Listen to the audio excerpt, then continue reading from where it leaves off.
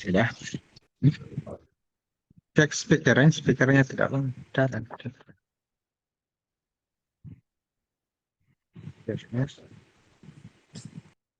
Bunyi. Tes. Tes. Keluar suara.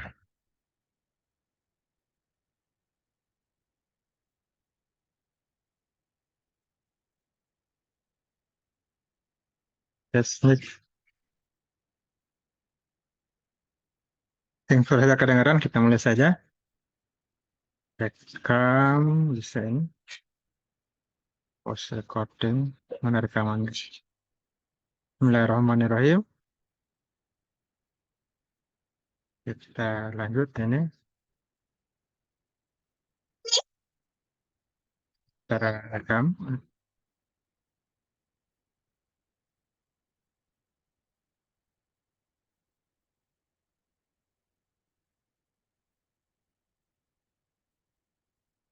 Ya, rekam. Bismillah. Assalamualaikum warahmatullahi wabarakatuh. Waalaikumsalam warahmatullahi wabarakatuh. Alhamdulillah. Warahmatullahi wabarakatuh. Waalaikumsalam warahmatullahi wabarakatuh. Kita lanjut saja. Berasa tadi katanya bisa terdengar, jadi kita lanjut. Walaupun saya tidak dengar suaranya, masih sah. Kita lanjut ke perkuliahan ke-8. Yang belum itu ya ke-8. 8 itu berarti UTS, ujian tengah semester. Jadi untuk UTS-nya silakan dikerjakan di classroom, sudah ada soalnya. Folder ujian. Nah, sekarang masuk ke berarti perkuliahan ke-9. Materi ke-8. Ke-9. Nah, kita akan bahas kapasitas dan tingkat pelayanan. Nah, ini kapasitas dan tingkat pelayanan jalan.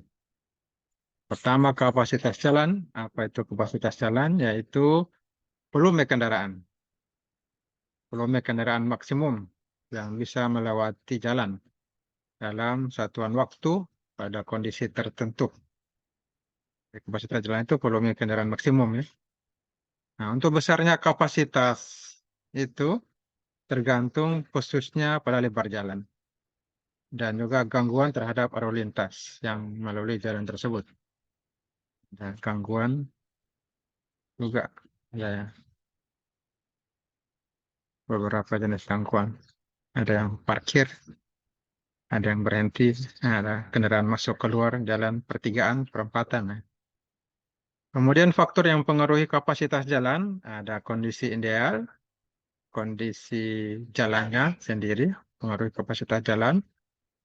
Nah, kondisi medan, bagaimana medannya, ini pengaruh juga jalan, kapasitasnya, itu juga kondisi lalu lintasnya, jumlah atau populasi pengemudi yang bawa kendaraan, dan kondisi pengendalian lalu lintas. Untuk rumus kapasitas jalan kota, ini C, kapasitas, satuannya SMP setiap jam per jam. CO kali FV kali FSP kali FSF dan kali FCS. Jadi C kapasitas yaitu kapasitas dasar dikali dengan faktor penyesuaian lebar jalan, dikalikan dengan faktor penyesuaian arah lalu lintas, dikalikan dengan faktor penyesuaian gesekan samping dan kerep, dan juga dikalikan dengan faktor ukuran kota. Untuk persimpangan prioritas, nah, apa itu persimpangan prioritas? Yaitu persimpangan di mana arus kendaraan pada jalan utama mendapat prioritas lebih dahulu. Ada yang menjadi prioritas dari jalan utama. Nah, di persimpangan itu ya belokannya, ada pertigaan, perempatan, dan lain. Aspek yang mempengaruhi persimpangan prioritas yaitu radius tikungan, berapa radiusnya, dan jarak pandang kendaraan. Nah, ini bisa dipelajari di geometrik jalan, perencanaan geometrik jalan. Peningkatan keselamatan dalam persimpangan prioritas. Nah, untuk itu perlu dilakukan pembenahan rambu lalu lintas dan marka jalan. dan disiapkan pulau-pulau lalu lintas untuk mengarahkan arus lalu lintas. Seperti Jakarta sekarang. Kemudian ada bundaran lalu lintas. Nah, bundaran lalu lintas di Jakarta Masjid Agung itu merupakan alternatif yang dapat ditempuh untuk mengendalikan persimpangan. Persimpangan itu ada berapa? Ada 5 ya, ada arah persimpangan dari dibuat bundaran. Juga dilihat di Soho ya, dekat Polsek. Itu bundaran. Untuk mengendalikan persimpangan dengan biaya operasi yang rendah dan juga manfaatnya tinggi, namun dibutuhkan lahan yang luas. Jadi bundaran merupakan alternatif yang ditempuh untuk itu. Ada juga simpang susun. Ada beberapa faktor yang dipertimbangkan dalam perencanaan simpang susun. Nah, ada 8.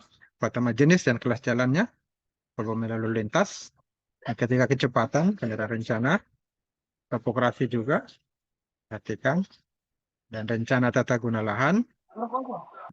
Itu juga tanah, pengembangan wilayah, ekonomi, konstruksi, dan administrasi, dan manfaat pemakaian jalan. Apa manfaatnya ini? Menjadi pertimbangan untuk membuat simpang susun atau tidak jadi simpang susun.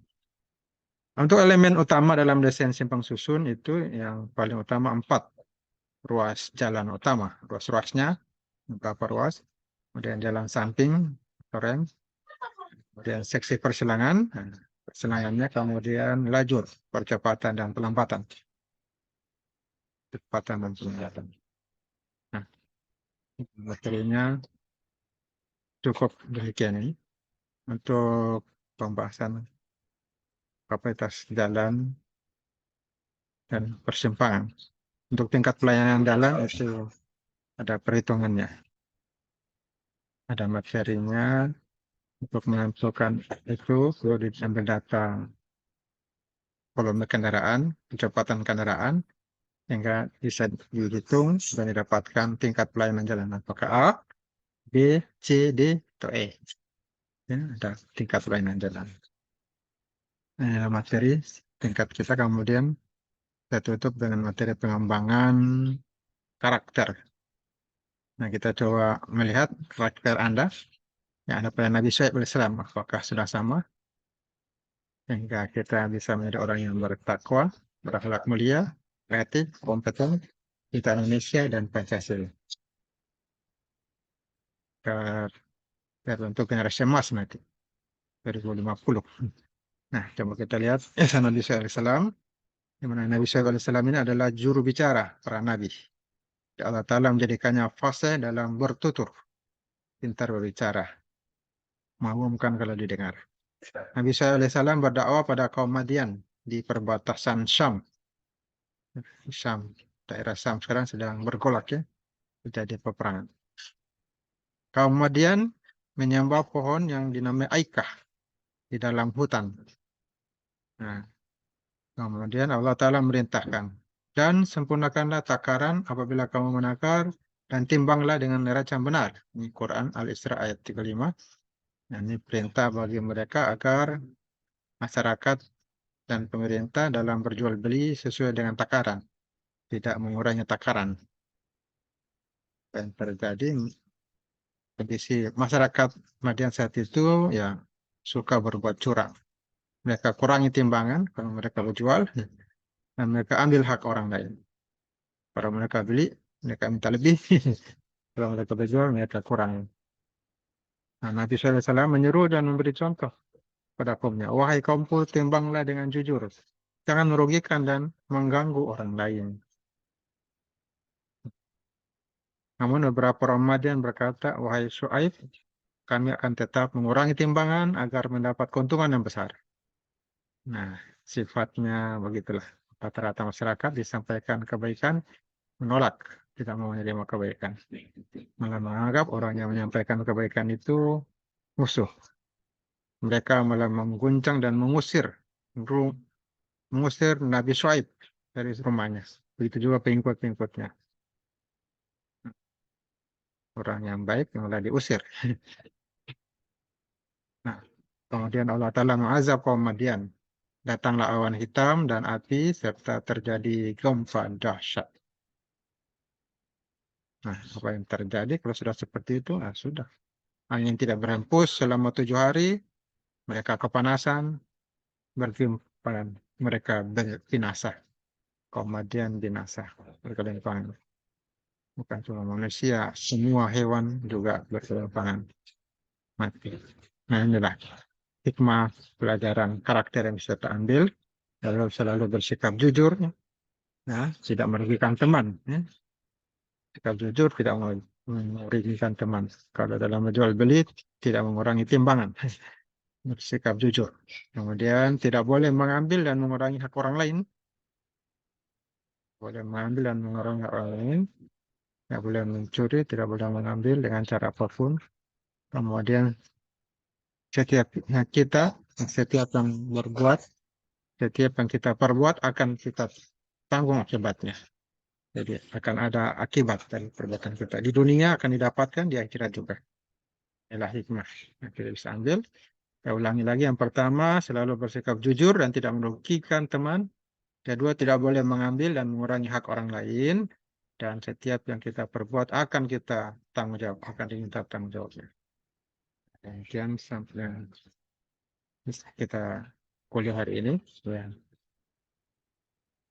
Dan bermanfaat walaupun sedikit.